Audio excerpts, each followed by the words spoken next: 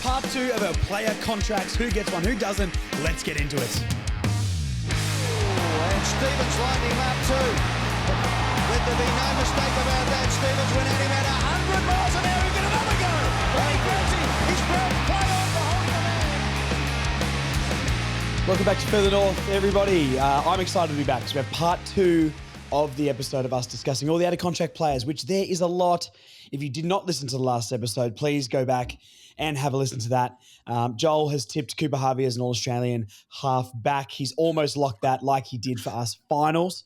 And I said absolutely no way that possibly happened. So if that's not getting you excited to listen to last week's pod, nothing will, because it was very exciting. But the man himself is here. Joel, are you still as passionate about Cooper Harvey's position changes last week? Well, I mean, after the bad news about Archer, unfortunately, that actually does make his role there specifically probably look a little bit more, to create a little bit more opportunity for him to actually be playing games early. So, you know, this might actually be a move that, as I said, I'm not sure how he'll go in that role, but he's definitely going to have a lot more opportunity now. And it's a role that we sort of have need in. So it'll be, I think it's the best opportunity for him to play, and hopefully he gets there. Well, look, before we kick it off, thank you, everybody, for tuning in once again. Thank you to everyone who bought tickets to the live show. It is sold out. That has blown my mind. Selling out the venue in just over a week is crazy stuff. So if you're in, you're in. If you snooze, you lose. They are gone. So genuinely can't believe it sold out that quick. It sold a little bit slower last year. I was a little bit nervous for this year to see how it would go. And I opened the website to check the tickets, and they were basically all gone like we knew last week. So super happy with that. Thank you so much, everybody who grabbed a ticket. It means the world. You guys are the best fans ever. I'm so excited for this live show, Joel. We've got some really fun stuff. And I might tell you off air, Joel. I don't know if I mentioned this to you before or not, but I'll tell you off air that we've organised a surprise. One of the players has given us a tick of a surprise for the event, that if you have a ticket, it's going to be really, really cool. I'm very excited for it. I would like to break it all here and make everyone go, oh my God, I've got to get there now, but the tickets are already sold, so I can tease you now. That's your fault for buying tickets. That's what happens. So get down there. If you have the tickets, get there early. Get to Bonehead. Get the Blueberry Warhead beers. I've told Definitely you guys about this before. They are weirdly good, and I kind of want another one, to be honest. So, all right. Enough pleasantries. Subscribe on YouTube, all that stuff as well, please. It supports the show. Leave your comments down below. What you think about our discussion as well, because we're going to go through players. Do they get a contract? Do they not get a contract? I want your thoughts. I will respond to the ones that I can. All right, we have some news. Let's go to news first, actually, Joel, because some stuff happened the day after we recorded last week. And unfortunately, like you touched on, Jackson Archer has gone down with an ACL and will miss the entire 2026 season. Now, devastating for Jacko. I think he's 22. We're looking for big defensive improvements. I think he's a big part of that for our future. And to have another injury, which feels like 3 years in a row of, major injuries and missing majority of seasons, if not whole seasons now, it's just cruel, to be honest. And I want to see him there. I think we can be a better team with him down there, but he's not going to be there now. The only way I can try and spin this to not freak out a bit more is we didn't have him last year, so it's not like we got something we didn't have last year where we did make those improvements, but he could have gone a big way to helping us get a little bit better down in defense. What was your reaction? Because I was really worried that when I clicked on that article, it was going to be George Wardlaw, and thank God it wasn't. Yeah, no, I mean, like, you never wish this upon any player. And there's a lot of players at this time of year that you start to hear about these injuries as they start to come back and get into bigger contact. You just really, you get really sad for him. I mean, Archer's a guy that is a, heart and soul kind of person. The name around the club is obviously quite well held, and he's someone who always gives 100% on the field. You can never doubt his courage or doubt his ability to be going back with the ball. This is a real interesting time for him. If other players perform and manage to keep his spot, he's actually at risk, I think, of losing his position on our list, which is, it would be a horrible position to be in. But a few players, as I said, that we've touched on previously, like Goda, and that it's, they're the kind of ones that you're sort of saying now that you hope that they can sort of get through fit in that. And unfortunately for Archer, it's a bad time for his injury. It's coming off the back of last year with a lot of injuries. So So we just hope that we see him again on the footy field, and hopefully, he takes this year and gets really fit, and it means it's impossible not to have him next year. Yeah, I mean, going back to the discussion really quickly about him, we kicked off the pod with him last week, and we were all very excited for him and definitely think he'll get a contract. Has your mind changed at all on that? I mean, I think they might give him, similar to what they did, like a Braden George and, even a CCJ and stuff like that, like give him that 1 year deal. I couldn't expect them to completely bin off a 22-year-old club legend who actually has shown, out of all of our father sons of late, has shown he can play at AFL level. I would be shocked if they didn't give him a 1 year deal, but then I think that puts so much pressure on his 2027, because if he doesn't play games in 27, it might be all but over for Jackson Archer, unfortunately. Yeah, I mean, I tend to think he gets another year, like one. It wouldn't be anything more than that. You'd be crazy, unfortunately, to give him more than that. He could get a 1 year contract. I think that's probably my most likely. I do see a chance that he wouldn't, but that would be assuming things go exceptionally well and people that are sort of on the fringe of our contracts at the moment don't get one. But just really, as I said, first things first, hope he gets fit. Apparently all the guys got together and bought him a Lego set that he was starting up. I heard that. And I'm like, oh, I get it, mate. I get it. Yep. Story of my life. Yeah. I also have an injury right now, so I better go and buy more Lego. That's what the wife thinks. Yep, absolutely. I wonder what set he bought. Was it a Black Pearl? Was it an Arkham Asylum? Was it You'd have to get a big set, I think. Yeah, a big one. Get him the Death Star. Get him the Death Star. Griffin Logue's on a bit of coin. I'm sure he can. Sure he can afford a few Death Stars for the boys as well. Which it's the kit size depends on your length of injury as well. So Goda's only got like a little minifig set or something like that, and Jackson Archer's got the whole Death Star complete. So not looking good there. Look, this opens up a list spot for us. There has been a name that has been thrown around a lot at Hawthorn, and now apparently Carlton North Melbourne is snooping around. He's coming home, almost as big as LeBron James going back to Cleveland. Flynn Perez, Joel. Now, I don't think Flynn Perez is very good. Now, we've seen his time at North Melbourne, drafted 2019, if I'm not mistaken. Or was it 21? I can't remember. It wasn't 21, I was earlier, but it might have been 19. I don't think he kicks very good, Joel. I remember one game I saw him play down in Tasmania against Port Adelaide. I was standing on half back, sitting against the fence. He was about to run past me, and he almost kicked it straight to my lap. This is not to dig at Flynn Perez. He's much better at football than I am. Obviously, career riddled of injuries as well by him, which slowed him down and was the main reason he did get delisted in the end, although I didn't personally see too much from him that made me go, wow, this guy has the potential, like in a Jackson Archer situation where I go, I know what he brings on a football field and we need that. I don't necessarily think Flynn Perez is that guy for us at the moment. I don't think we need, more small running halfbacks who can't kick or aren't fast, really. But there's a lot of buzz around Flynn Perez in this preseason when he was training with Hawthorn, training the house down, almost like Darcy Tucker last year. Joel, what are your thoughts on this? Because I would personally just stay away from this. I don't get it.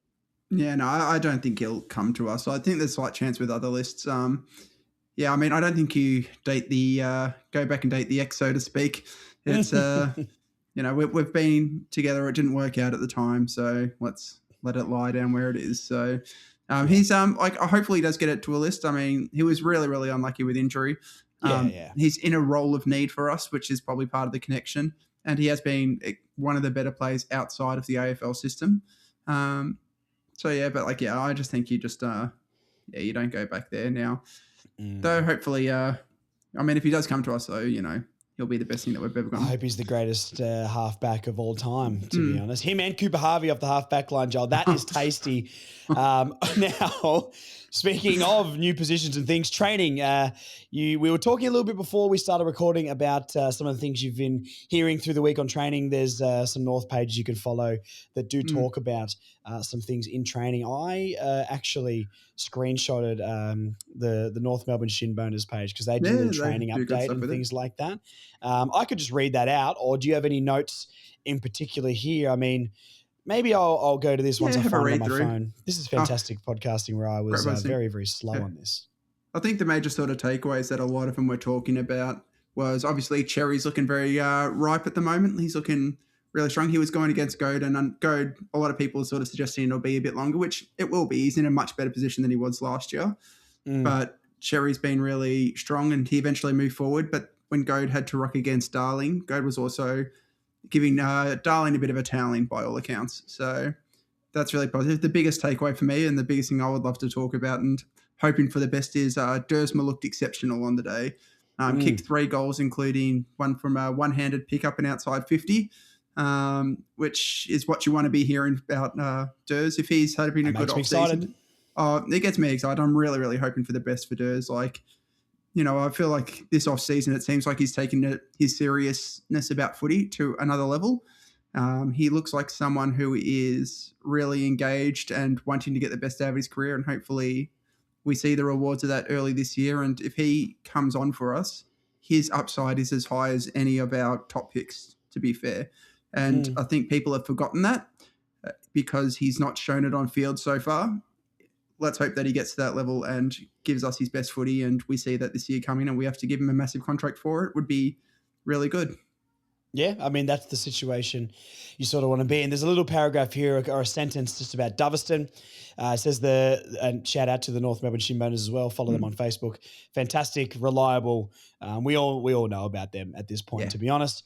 The pick 16 selections, physicality on the defensive end was a constant headache for his direct matchup throughout the session, which featured match simulation and scenario play drills. So a lot of, I think, if he can play deeper in that forward line and take over, if he can be Constanti with goals, I think that would be fantastic for him. You know, there's a lot of positives about his tackling abilities, chase down work, his pressure coming out just from people who are down at trainings. Everything is suggesting he's going to be a massive, massive round 1 chance, which is really, really exciting. I've heard Trembath is training in the ruck as well and doing some chop out ruck sort of things. Is what you've seen and heard from training suggesting because look, controversially putting CCJ in my best 23 for round 1 as of January, only because I think that backup ruck thing is going to be a thing. But last year when we talked about it, I was very skeptical people were even going to use that, and I still am. That's what I would like to go with. I would like someone who actually knows how to ruck to back up Tristan and throw him forward a little bit more. But as it gets closer and closer, we hear more training notes. It's really feeling like there's not really much chance that we're going to go with 2 actual ruckmen, especially with Goad being very exciting, but I haven't really seen much of him in the forward line. Yeah, no, Goad, I think, so like for Goad, he's a project. Like the biggest thing that you want to see from him is improvement from last year, which we've seen last year was drastic, his improvement, and next year again, you would hope for more. In terms of the game that we had, a few of them didn't, like Trembath didn't go out and play in this one. I'm not entirely sure why. CCJ wasn't out there. There was a few players that were missing on it. So it just seemed like, and the conditions seemed fairly tough.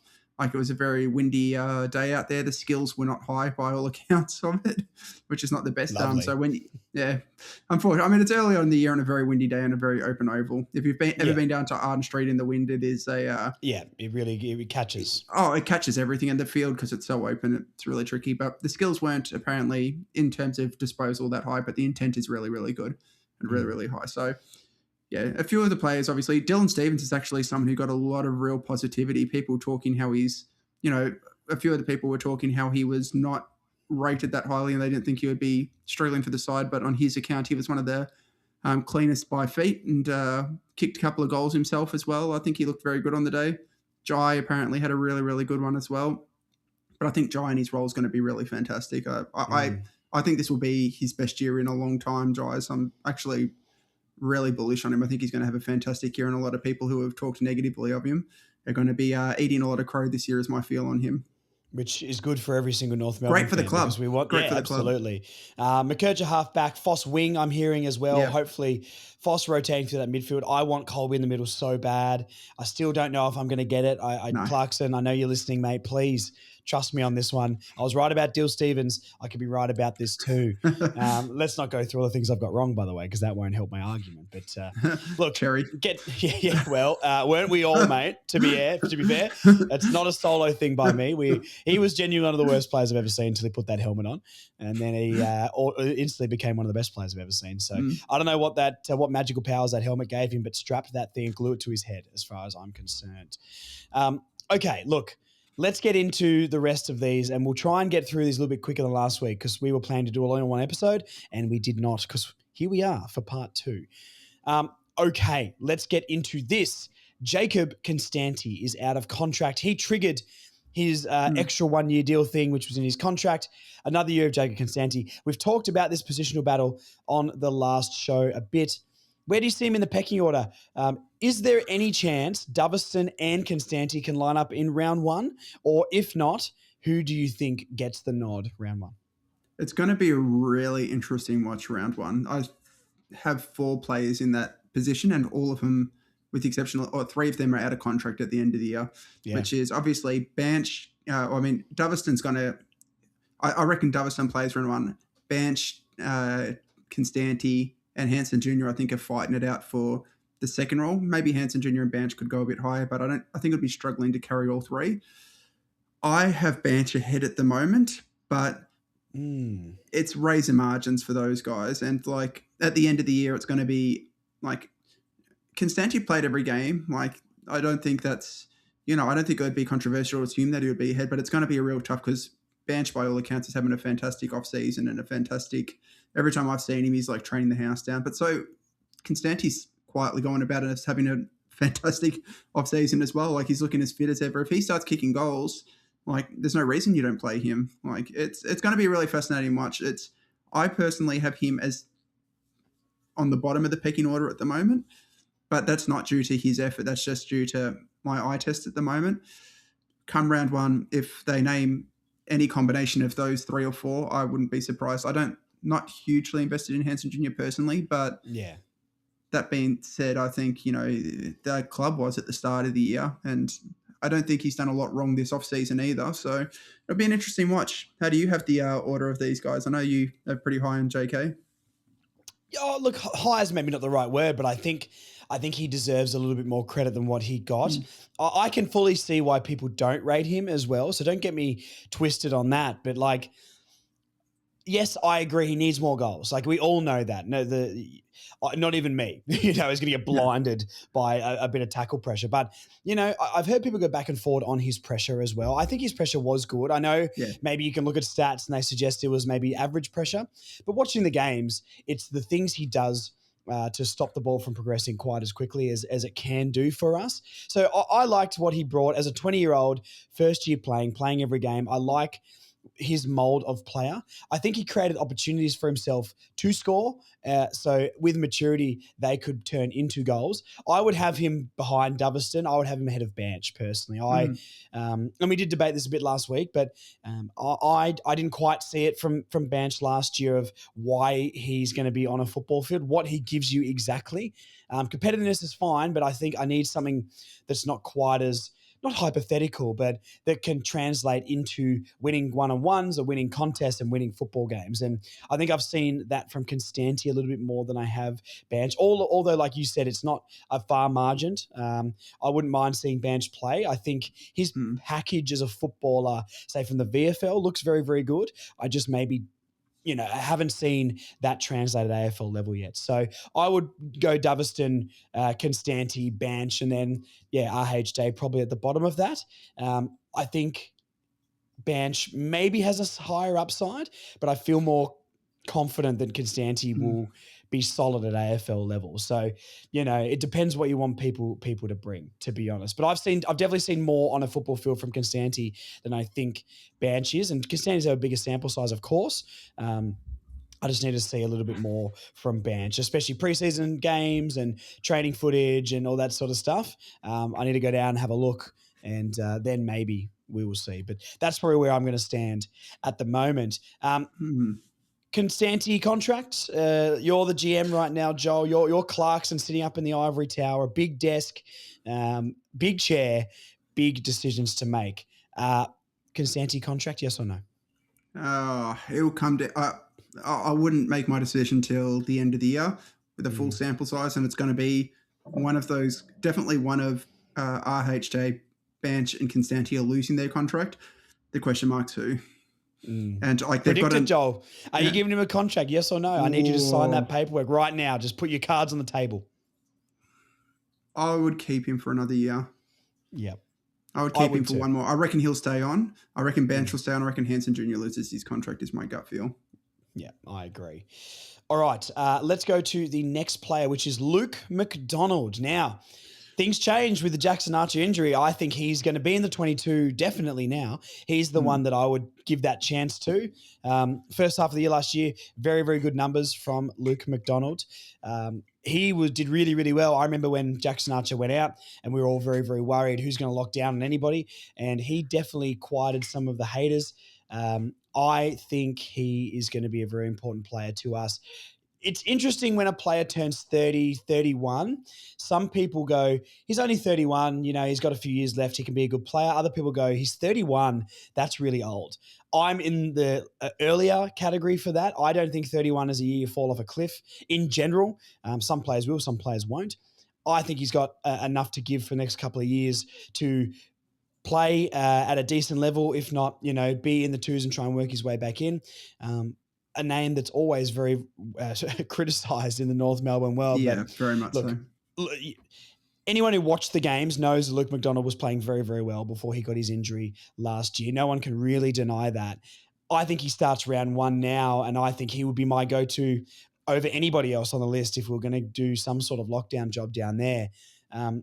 How do you feel about Luke McDonald? Are you similar to that? Would you be looking – I think he's getting a contract, by the way. I mean, he's been at the club for so long. Leadership, you know, he's been a captain of the club. He loves the North Melbourne Football Club.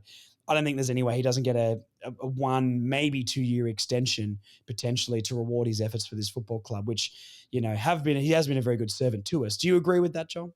I completely agree with you on this one. I think the talk of his demise and that people talk about his disposal coming out of the back line is a big thing, and he's kicking and he dump kicks it. To be fair, he's been in an extremely bad side where the back line has been so ridiculously pounded the entire time. And he's been a, you know, vice captain at stages, obviously, for this club and having to face up and try his best. Like he works his guts off. Is he the most skilled by foot? I don't think he is, obviously, but he's one-on-one defending, particularly when Archer went down. I mean, he actually, and fairness to him, he played a fairly sacrificial role when Archer was playing because he went from having to be a lockdown defender and that playing the defender type that he would like to meant to be coming off that back line and hitting up the passes.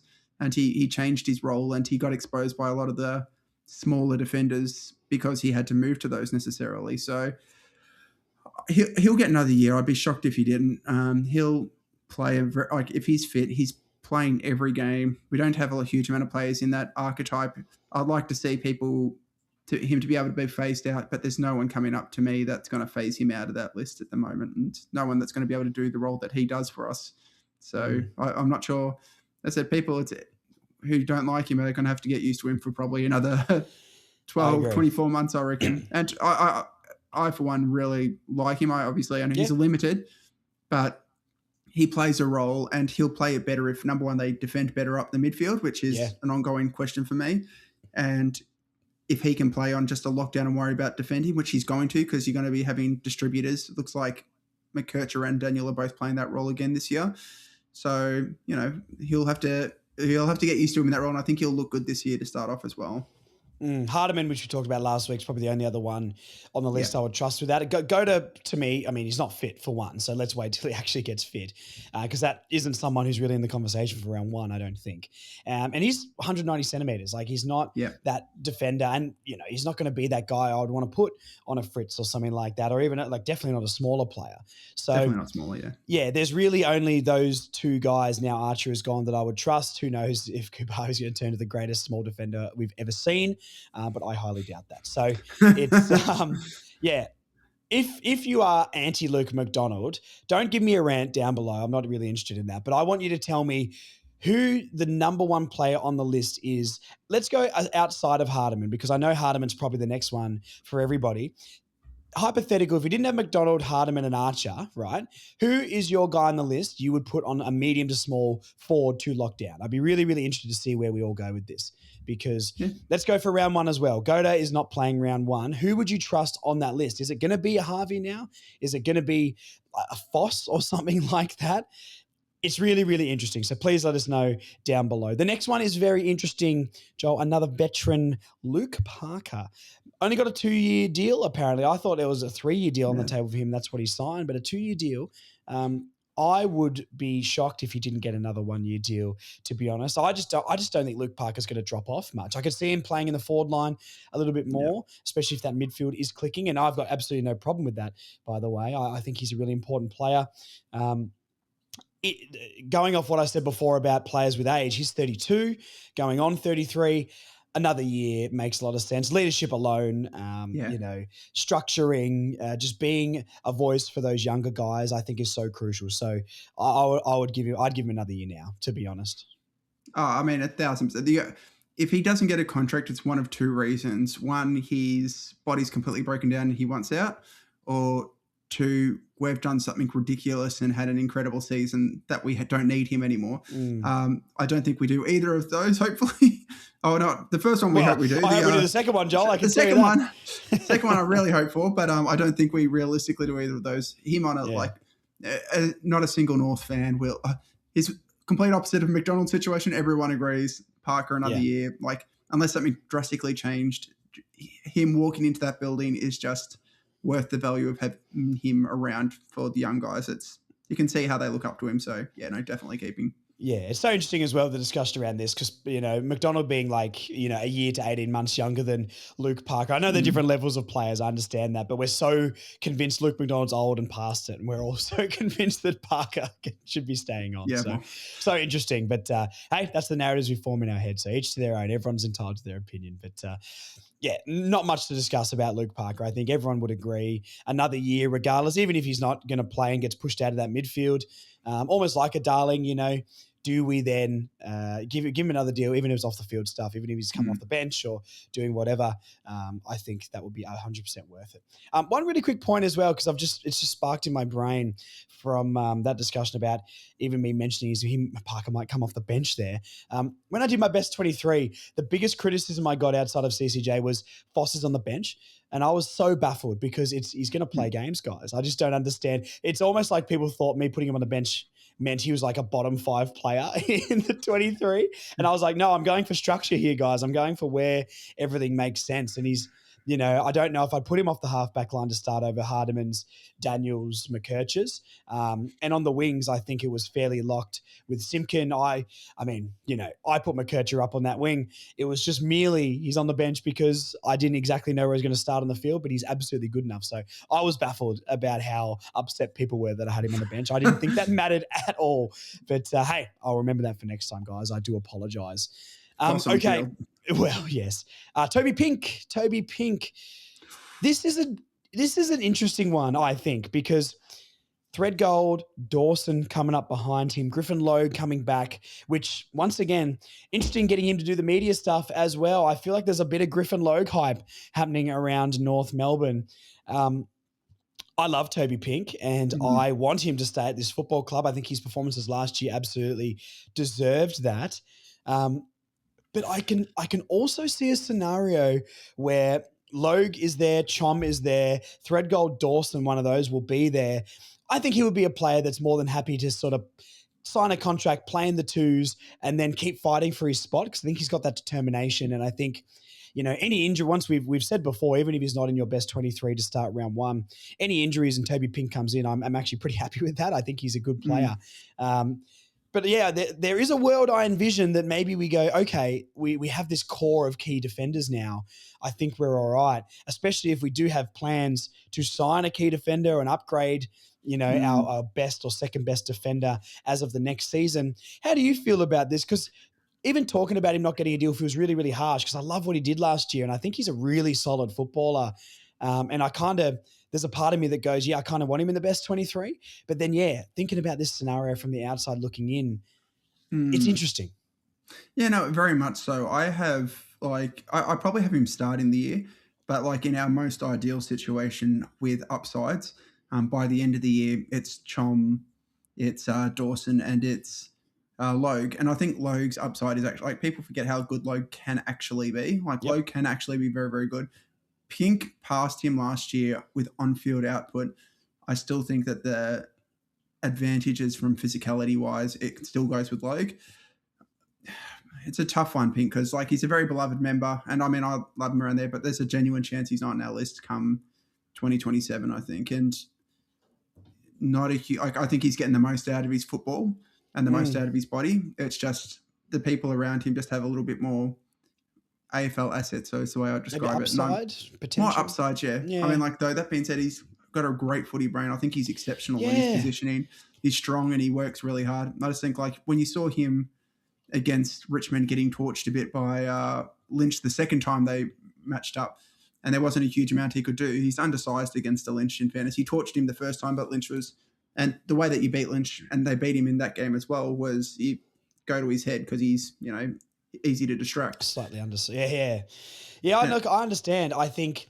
But then you could look at that first Richmond game. That mark just to ice the game for us was huge. And he became such a cult figure and became so reliable down there as well. And I think we need that on the list too. I would definitely give him a deal, if that means that Core's probably going to move on as well. Core's probably moving on, which probably saves him as well, I think. Yep, and maybe he can take that spot on the list if these guys come through, or if Threadgold and Dawson don't come on as much as we thought. He's a fantastic option to put in there for stability, even though I think those guys are more of the future.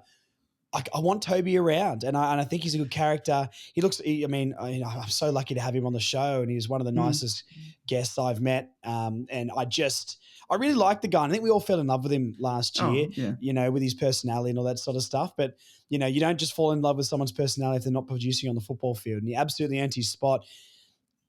And how many times do we come on this show and say, he's an AFL defender? Like, he's good enough to be an AFL defender. And I think he absolutely is. I guess it is just because we've got those young draft picks that's the only reason I would doubt it. But look, if I'm Clark, I'm saying, yep, 1 year. And, it depends how many games he plays and that sort of stuff. I mean, if you played every game and couldn't be dropped all year, you'd nearly give him a couple of years or something like that. But look, right, as of now, with those young guys hopefully coming through and being the future, I would say give Toby another year. He can be a really solid backup. He's a good leader. He's physical. Training against him would be tough as well. Yeah, absolutely. If he comes in and plays games, I'm more than happy with that. And I don't feel super worried like I used to with some of the other players we had on the list coming in, like a Callum Dawson or something like Aidan that. Bonner. So Aidan Bonner, yeah, exactly. Toby Pink is a lot better than those guys. And he brings that a little bit of stability, which is so interesting because first year around, we didn't feel that way. But look what happens when you give players time to actually do something. So, yeah, there's absolutely a world he starts round one this year. I think he earned that as well, even though I didn't have him in mind initially just because I want Dawson in there. But Toby Pink absolutely is no issue going in there at all. And, yeah, I'm going to say now I think he earns another contract. I think he earns another year. And see where the pecking order sits maybe the end of next year with Dawson and with Threadgold. Yeah, and next year, the big ones, Core, if Core's out, we sort of talked that Core's probably very likely to move on. That spot Pink probably gets, unless you see something, like if you see really quick development by a Dawson or a Threadgold, I think then he becomes at risk depending on how Logue's been playing. But there's a chance it's just going to be, he is playing for his career this year again, which he's had to do every other year. And he's performed. Every year he's stepped up and performed. So let's hope that he has another great year. I think Toby Pink on the wing is a big chance, Dersma, get over, mate. Get on the bench. Toby Pink on the wing. That Matthew Richardson type role. Mason Wood-esque. That's what I'm talking about. Why do you hate us? No, good luck to Toby. Shout out to Toby and Chloe. They're the best. And I really hope Toby ends another year and he's still hanging around because cult figure status is high and he's got big biceps, mate. And we need as many big burly lads in this team as we can get. Okay, the next player. Now, this one is very, very interesting. I'm going to let you go here, Joel, because if I have my say early on, people are going to roast me. Mr. Thomas Powell. Where do you stand on Tom Powell? What does he need to do? Is there any chance he doesn't get a contract? Or it's an interesting year for him with this midfield battle because the midfield group seems set. He seems slightly more out of it than previous years with the emergence of an O'Sullivan, a McKercher, Wardlaw hopefully having a healthy season. Where are you sitting on Tom Powell right now? He's a very interesting one, and he's in a very interesting spot. People are sleeping on him a bit. He had a very good year last year. Well, you don't like him, which is just I don't hate him. You just hate him. You're a Tom Powell hater. We all know this now. Love you, Tom. He's being slept on a little bit at the moment, I think. We've got a lot of good young guys coming in through, but if you step back and take an objective look, odds are our midfield young guys are high risk of injury, high risk of coming out. We've seen that before in previous years. He's likely to play that role.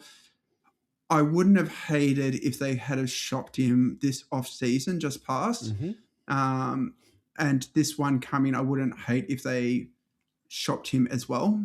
That being said, like, he's a real chance to be... I mean, at the moment, I have him probably our 15 to 23 on our list. He's definitely in our best 23. It's just a question of where he sits. He can play a multiple of roles. I mean, I would give him a contract, or I would... He's got value on the trade market. It's one of the two. I'm surprised Adelaide didn't come at him a bit harder, but maybe that's just how they value him. And they need a midfielder, and I think he would fit in better there than he does with us at the moment, to be fair. But yeah, no, interesting one. I mean, he'll get another contract if he's... Yeah. I mean, he'll get another contract regardless. He'll get another contract offer. It's just a question if he gets any draw home or if he... I'd be shocked if he didn't get another contract. And he's good enough to be in our best 23. He is in our best 23, I should say. When Parker goes out, in a year or two, he's definitely, already made. Jai's not playing in the centre anymore. Yeah. Tom Powell gets another contract. It's just a question of what we do with him in the off-season. What sort of length deal would you be? Well, no. Well, really quickly, what sort of length deal do you think Tom Powell would get next year? I mean, I guess the reason where does he play this year? This is the biggest question. And I think that goes on to what I'm trying to ask you here of what sort of deal are we looking at for a Tom Powell? Like, talent-wise, his ability, yes, I agree with you. He's in the best 23. I've never said he isn't in the best 23. I just struggle to find exactly the role he's going to play. And I think he's one of these players as well that we know he's got the talent, but he hasn't locked down a role in this team. Same as a Dersma. I know Dersma, Powell's performances on field were better. Where does Dersma play? Where does Harvey play? All these, like, Simpkin has now found that role on the wing. That's a role that Tom Powell could have taken as well. So where exactly does he play? Because I don't even know if he's in our best 4 or 5 for centre bounce. And then we've got a lot of half forwards. Now Dersma's on half forward as well. Parker's probably playing a little bit more around there. Simpkin will push up and down the ground. Sheasel might rest there as well. There's so many half forwards. We look at the half backs. We're getting, nervous with McKercher and Daniel off half back. I don't know if Tom Powell offers any more defensively than they do anyway. Where does he play, Joel? Where does he play? Yeah. Where does he find his spot in the team? Yeah, it's really hard. I think, like, the thing that he's got, which is actually really highly valuable for him specifically, is he's very versatile. He can play across that half-forward flank. He's played across the wing. He's played inside. And I think he's got a role that he could play across the half-back. I'd probably prefer him to a Kirch in a half-back role because I figure he's taller and stronger and will be able to tackle and do that. I think he offers a bit more defensively than a Kirch. I would give him a 3 to 4 year contract. I think that's probably what he'll get, assuming that we get him to sign on and get him early. He's just one of those players. He covers a couple of roles. Like, that's the big thing. He's good enough to play in quite a few. And I mean, like, it's going to be a controversial take, this one, and it's the internet, so they'll forgive me. They are very reasonable. Yeah. Over the last 2 years, outside of upside, he's offered a lot more than Wardlaw has to our midfield. Yeah. I mean, injuries with Wardlaw as well, but inconsistency as well, of course. Yep. Yeah. I mean, Wardlaw has obviously got massive upside and massive talent. Powell's put it on the field. Like, week in, week out, he's getting his disposals. He was kicking a few goals. He was doing that when there was no LDU, no Jai, and it's him as the number one midfielder. I mean, George is struggling to play half a season at the moment. So, like, I mean, that's no small feat. Availability is an extremely important asset. Yeah. And he'll be playing midfield and he'll be playing inside midfield at moments during the season, no doubt. He'll step into, like, if there's an injury in the midfield during the game, you can reshuffle his piece.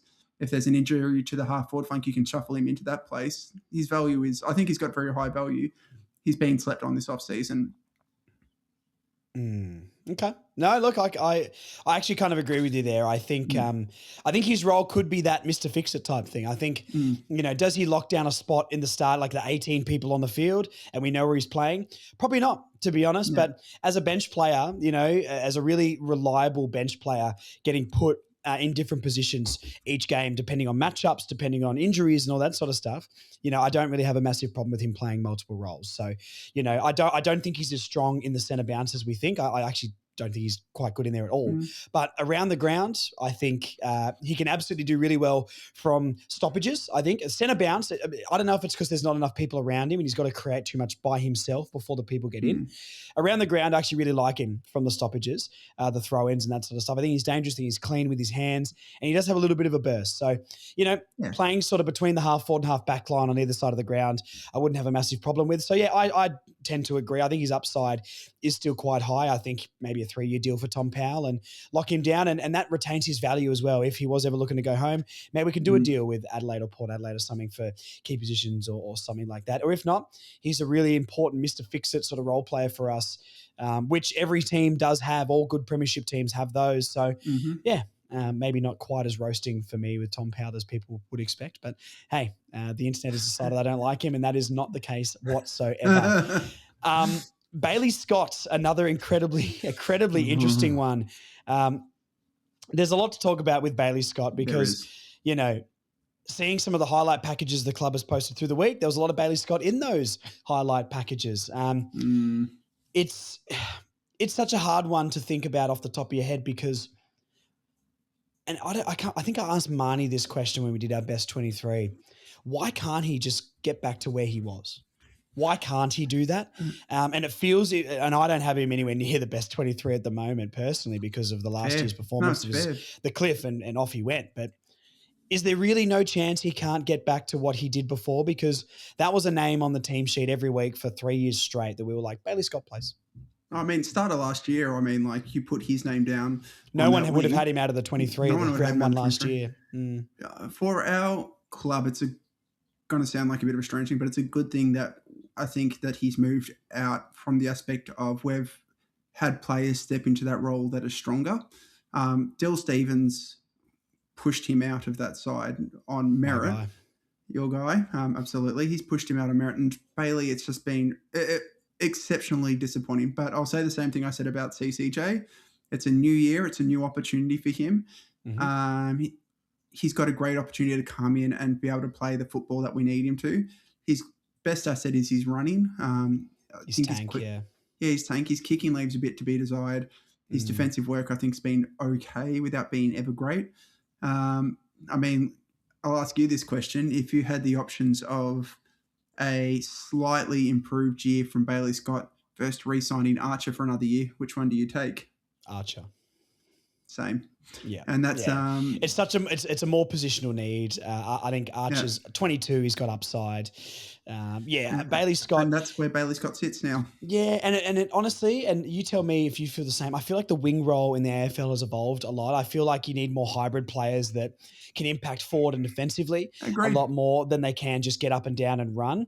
The wingers a lot of the time now don't just play on the outside anymore. They do chop out in the throw-ins and the stoppages around the wings. That's why I actually think Tom Powell can succeed in a role out there as well. That's why I think Simpkin's going to be really good. Simpkin's not quick. He's nothing like a stereotypical winger. But now with the way the game is, everyone can run. Wingers used to be the only two guys on the entire list who could actually run. And the rest were like, nah, I'm bored. I'm going to sit in the goal square. But now it's a completely different game. And I almost think the traditional winger is obsolete. I know there's still good wingers in the league, but I think the role has evolved a lot. And that seems to have evolved past a Bailey Scott, to be honest, where he's a pure outside guy, run past, link up, handball, and penetrate that ball long. And I think a lot of players can do that these days. So look, there's a part of me that goes, targets. Yeah, you do. And a lot of the time his disposal isn't quite up to scratch. He ends up kicking the ball around the corner a lot. We've talked about that on the pod for a couple of years now when he's played. Absolutely. Like he gets into trouble like Luke McDonald almost, except I think it's less acceptable when you do have a bit more speed and a bit more time when he's in that midfield and on the wings compared to in the defense where it's better to just get that ball away. He needs to take a little bit more time and actually hit some targets. So there's one side of me that goes, I've seen what Bailey Scott can do. He could absolutely play in this team because there isn't I think Simpkin has that wing spot for now, but I don't think Simpkin's an absolute lock every single week if it didn't go to plan. And then you do have all these other guys, like Simpkin's going to be in the team somewhere, but I don't. Simpkin hasn't had a full season on the wing, mate. So that's why I'm saying there is opportunity there, and that's a role that he's succeeded at more than anybody else. But I think Simpkin, Powell, or a Dersma, a Finn O'Sullivan, that type of player, which they all got different attributes, but they're bigger, they're more physical, they're more multifaceted. That is more of the winger going forward in the AFL from the last few years onwards compared to Bailey Scott. So I would probably say at the moment he doesn't get one. You just need to be able to hit targets. And like that's Dill, Stevens, he's got a massive asset. Like people can judge his courage. And to be honest, courage is a good asset to have, but it's not the best. I'll never forget that spoil in the back pocket against the Bulldogs, Joel. Don't talk to me about courage, mate.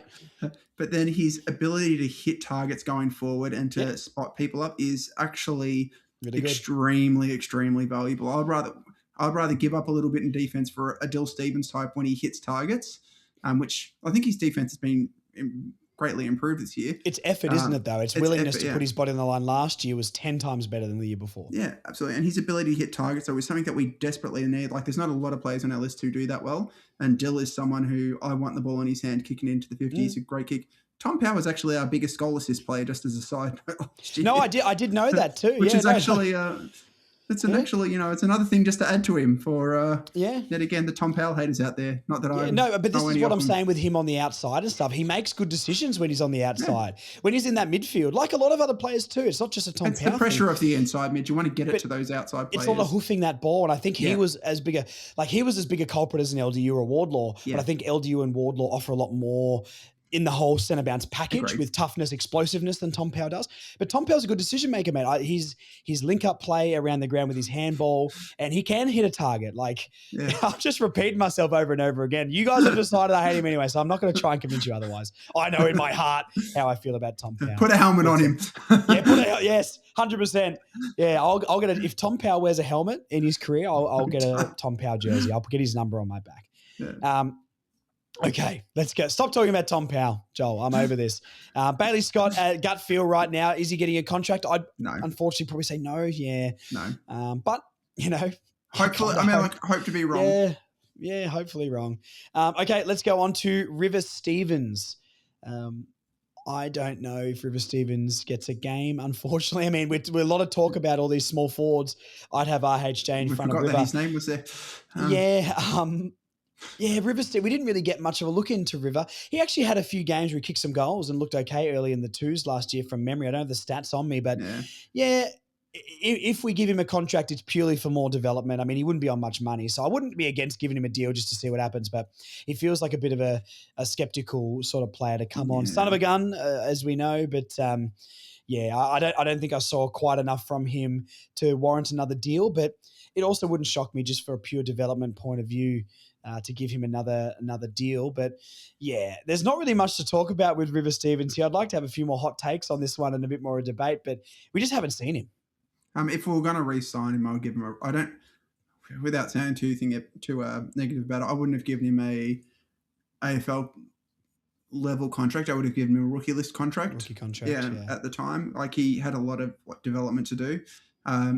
He got injured, I believe, in the training session as well. He was backing into a pack. Like, he's got a lot of courage, like he's old man. Not a lot of size, though. Yeah, not a lot of size. He's tiny at the moment, and I personally don't see it. I really hope I'm wrong, but if he gets another contract, I will be speechless. I'll be without speech. Joel is completely out on River Stevens. Doesn't matter about his name. There's only one room for one Stevens on this list, and Big Deal has Big Deal's got it. Big Deal's got it. Yeah, okay. Well, look, good luck to River. Good luck. I hope I'm completely wrong. Best of luck. Yep. But, I mean, if he doesn't play a game, which I don't see how he does with the depth in that position, maybe no contract for River. I mean, here's the most lock of a contract of all time. Cooper Trembath, my guy, live show guest, along with Tess Craven, averaging 3 goals a game at AFL level at this point. A 1-year deal was probably the safe option for Cooper. Having talked to Cooper a little bit, my gut tells me he's going to be quite loyal to North Melbourne. He's so appreciative of the opportunity from North Melbourne, giving him this spot and opportunity at AFL level where he did shine. He's probably a round one lock, mate. I mean, once again, so many people getting upset at me for putting him on the bench and not and not having Darling on the bench. They're in the team, guys. It's okay. Cooper will play. I think he should have got more just off those performances alone and give him a couple of years. But I don't see a way he doesn't get a contract unless the hype, the little glimpse of hype, because remember, it's 3 games as well. And this is where I try and chill my brain a little bit on this, is like, his 3 games were incredible, and I think he's the next generation of Wayne Carey. That is a joke for all you older people out there listening who got upset when I've said that before. But I think he's a super talented player, you know what I mean? And he just absolutely deserves the contract that he got at the end of the year. I'm pretty confident he's going to get another contract. I'm confident in his ability to perform and to be a goal kicker at this level. I would hope he's our number 2 forward by the end of the year. Maybe him, Whitlock, and Larkey up there would be a 3-headed monster I would like to see going forward. Do you think Cooper gets a contract? I'm pretty high on Cooper because of that. I mean, there's not many players to average 3 goals a game in the AFL. Asterisks against the amount of games he's played. But yeah, how you feeling about him? Like, similar to you, like when I dropped my best 23 at the start of the year before seeing any of the practices and that, I didn't have him in my best 23, not because I don't rate him, but just because of team build and the way it was. After watching him, like, I put him in, like, you have to find a spot for him. He obviously didn't do the training match sim the other day, but he's looking stronger, faster. His hands are just absolute vices. Like, anything that goes near him, he just, no bouncing, no fumbling. It just goes straight into his hand and it sticks. The guy knows how to play. He's working exceptionally hard. I'm super excited to see what he offers this season. I think the upside is really massive for him. I think North, for all the talk of recruiters and that we do, potentially there's a chance that they've stolen something really Might have found special. A gem here. Yeah, something really special as well. Like, he's a top human by all accounts, and he seems like a really top human. Mm-hmm. His footy skills and his work ethic seem 100% as well. Like, if he can, I think he's worked really hard on his deficits of his game, and it's a really good story as well to see him get to AFL level. If he gets a contract, his next one, there's a chance it could be a massive contract, and he would deserve it. Yeah. Oh man, even you talking like that about him makes me so excited for Cooper. Longer hair, shaggier hair, thicker mustache this year and bigger biceps, mate. I'm completely sold on the Cooper Trembath experience. And yeah, look, obviously coming on the live show, having a bit of contact with Cooper, having interviewed him before, just an absolutely ripping bloke, and couldn't be more deserving of a player to get a bigger contract. So look, I hope he gets his opportunity round 1. From all reports, it does seem that that's going to be the case. And I think he earns himself another multi-year contract, which would be fantastic as well. And look, we're going to do one thing at the live show here. I'm going to get a compiler list of players to average 3 goals at AFL level, and I'm going to put him in that category and completely embarrass him at the live show. So let's see his humble face get all flustered when we say that to him. 2 more players left. Another very interesting one here is Luke Urquhart. A little bit of a training report from him, and it was just on a group, like a Facebook page group that I'm in, a couple of them for North Melbourne. And so apologies if you're listening and you posted this, I didn't get the name, but someone in that group posted up saying Urquhart, just everything besides his disposal looks pretty elite and could be a really good player at this level, just fails to deliver the football constantly, unfortunately, after he wins the football and can explode away from the pack. That comes with time and development. There's not much depth in the lists when it comes to, which is crazy because we've got a lot of players that need to be playing in the best 23 as midfielders, but not a lot of midfielders who we would say are going to start in the 2s or should start in the 2s and can earn their spot.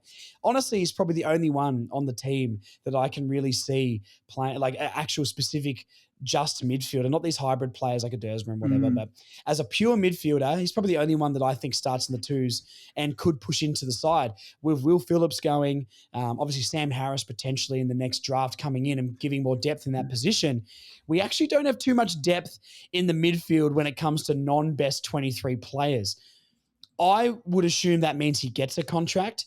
But there's another part of me that was actually really excited for him in the 2s, and I don't know he quite showed as much as we thought in the 2s. What's your judgment on him so far? Do you think he could be a chance of playing any games, or you think our midfield depth is just too much and he's bound to the 2s and less of a miracle? I I could see a world where he gets a game or two. I would probably, regardless, give him a 2-year contract. I mean, you've invested 2 years? 2 Okay. years. Yeah, I mean, you've invested 2 years in him. He's still got a little bit of time ahead of him. He's only young. He came off injuries. He's newer to the sport. Water polo was his one before this. Looks like a water polo guy as well. He does look like a water blonde polo hair, guy. tanned. Yeah. I'll give him another couple of years. There's no harm in it on our list. I think there's opportunities to get other people off our list earlier, and there's going to be a few 1-year contracts thrown around as well. Give him the security to know that you're with us for a while. And I mean, like, he's improved from last year. He's looking stronger and more athletic. It's very early on in this kid's career. He'll get he needs a bit more time, but we're not going to all have George Wardlaws and Sheasels that when they come in, they play senior AFL and look like. I mean, he's a second-round pick as well, so that shouldn't be the expectation. But I know what you mean. Yeah, true. Oh, was he third or second? It was a bit of a weird draft with how late they were, but he was a late pick. Too many father-sons, mate. Too confusing. Exactly. Too many priority picks. Yeah, exactly. It was like, he was third. He definitely was third. But like, same thing. Like, just give him the opportunity, like to. Without a bit of stress and pressure. I'll give him 2 years, and if at the end of those 2 years he's not consistently in AFL level, then you let him go. But give him time to develop. He's very early on in his AFL journey. Yeah, that's a player in the twos that I'm going to be very, very interested to watch. And I want to see a jump from him in the twos. I want him to step up and be that guy in the midfield. I want him to be our best midfielder in the twos this year. That's probably the goal I would set. And I want him to be halfway through the year, us going, maybe we could give Urquhart a crack, or if someone gets injured, maybe we don't have to shift Simpkin or Power back in there. Maybe Urquhart can come in, play in the guts, and we keep those players in their positions that they have found for themselves. So that would probably be the goal. Defender? Yeah, I agree with you. Give him, what's that, sorry? Lockdown defender? Well, we're throwing everyone else down there, mate, so we may as well, it's Robert Hansen Jr. to play lockdown defender, maybe. Who knows? Maybe Banch could go down there. River Stevens is a potential. Nothing beats Will Phillips going to the square against Cozzy Pickett. Oh no. Yeah, we're all, you, me, Rashad are sitting there at the gym. We're going, oh, no. And immediately gets a goal kicked on him. I'm like, oh, God. Yeah, true. First goal of the game. Look, good luck to Urquhart. I was going to say Gavin Urquhart there for a second. Good luck to Luke Urquhart. I really hope he establishes himself as our best mid in the twos. And then, I think a deal is on the cards for him. I think he's got enough upside. Disposal is a tough thing when you come and play against AFL players. That's something I think players can get better at. But a couple of years is a perfect amount of time to show what he's got. And then it's another decision. But I would definitely be giving him a contract. And last but not least, shout out to Bixie the Rescue Cat on Instagram for the #1 George Wardlaw hater in the world. No, this is an inside joke. Bixie, if you're listening, you know I love you. He's a bit skeptical on Wardlaw and his stats. He wants to see more from George Wardlaw. It's a bit of banter between us. So just an inside joke there. Don't explode at him in the comments, but shout out to Bixie. George Wardlaw is out of contract. There has been talk about his contract already being under discussion, and why wouldn't it not be? Is there any hesitation for you if there is injuries this year? How early would you get this guy locked down? I mean, you lock him down regardless, 100%, because the high potential of George is sky high. But would you hold off for the first half of the year just to see him play consistently? I'm going to give you hypotheticals here, Joel. If he plays a full season, what contract would you give him? And say he's still had like a concussion and a hamstring that kept him out for say 6 to 8 weeks of the year, what contract would you give him then? I mean, in fairness, it's a bit of a tough one. Like if he played the full year, obviously then the question is how he played. If he had an exceptional year, 5 years, I would give him. If he has another big long-term injury, I would potentially hold off almost just to 2 years, or maybe 3 years, or 2 years with a trigger for a third. If other clubs came at him with the injuries and that, which if you're another club with list need, you potentially could make a move like that. Like the Hawks? You've got the spot in your list and you can, take a bit of a punt on him. It's a tough one for him. If I'm him, I'm not re-signing. The only time I would re-sign early on in the year is if I took a long-term injury. That's the only time I would sign early. I would wait till the back half of the year because I want to show the club what my value is. Yeah. And the way to show your value, if he plays, the first 13, 14 games and he's absolutely flying and looking good, his value has massively gone up. It can only go up. His value going down. The only reason his value would go down would be is if he injured himself, Injuries. which, in fairness to him, in fairness to the club, that's not guaranteed either that he won't be. I'm just like, there's no player on this. It's a list that's got a few of those long-term injuries. If he, I just really wish that kid can play, 18 games. Like, I don't think he's ever going to be a full season player. I just don't think that's his makeup. Okay. If he plays 18 games in a year, I think that's going to be a very successful year for him. And he can be a match turner as well. So I was going to say, like, if he is that 18-game-a-year player, but he's primed and ready for finals, almost like, I know it's a completely different stage of their career, almost like what Dangerfield has done the last few years of his career, where they're trying to maybe make sure he gets through that season, manage him through the season, play him in these big games. If you can rest him and we've come up against the West Coast or something, maybe you do that. But as long as the guy's primed and ready for finals, I mean, he can absolutely win us games in the finals in a few years' time when we're there. So, yeah, look, I completely agree with you. If he shows anything like the Wardlaw we know he can be and is consistently playing, you give him that 5-year deal. If not, be a bit more cautious, maybe a 3, but I don't see a way that he doesn't sign a contract with this club. Yeah. I don't think I've seen a player have glimpses quite as exciting, except for Cooper Trenbath, of course, as George Wardlaw. I mean, Dersma is a lot more limited, but I guess you could put him in that category too, even though he's vastly more limited in those glimpses, even though we know he can get there too. Oh, yeah. George Wardlaw. I mean, Wardlaw and Dersma are meant to be part of this future, so they need contracts. George Wardlaw. I back George so much. I love George Wardlaw. He will be my favorite player in this team when he plays consistently. And man, his highlights are incredible. So he's the George, most exciting player. Yeah, he's the most exciting player on our list to watch. Completely agree. Yeah, Curtis maybe, I agree. Yeah, like when he burst out of those centres, when he, he's second, third, fourth attacks. I mean, I could just talk nonstop about how exciting and how good he is to watch.